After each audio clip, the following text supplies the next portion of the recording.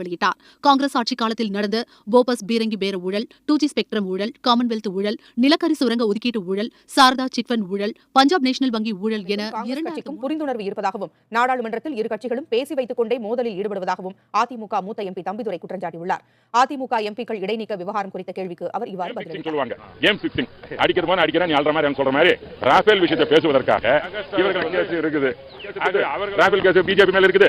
ஆகவே நாம் இதோடு தேர்தலுக்கு வர இருக்கிறது காரணமாக இதை பெரிதுபடுத்தாமல் நான் பேசுவது போல ராஃபேல் பேசுகிறேன். நீங்கள் பதில் சொல்வதற்காக வாய்ப்பை ஏற்படுத்திக் கொள்வதற்காகத்தான் நீங்கள் சஸ்பெண்ட் செய்திருக்கிறார்கள். வழியே சரியான முறையில் தங்களுடைய வாதங்களை எடுத்துட்டு போறாங்களோ அவங்க ஜெயிப்பாங்க. ஊழல் எங்க இருந்தாலும் தவறு, எந்த கட்சியில் ஊழல் இருந்தாலும் தவறு, எந்த கட்சியில் ஊழல் செய்யறாங்கன்னா அவங்க தண்டிக்கப்பட வேண்டும். அதுல சந்தேகத்தை பத்தி பேசுறதுக்கு இந்திய நாட்டில் எந்த அரசியல் கட்சிக்கும் அருகதையே கிடையாது. கர்நாடகாவில் பாஜக அமைச்சருக்கு எதிராக ஊழல் குற்றச்சாட்டை முன்வைத்த ஒப்பந்ததாரர் மர்மமான முறையில் உயிரிழந்துள்ள சம்பவம்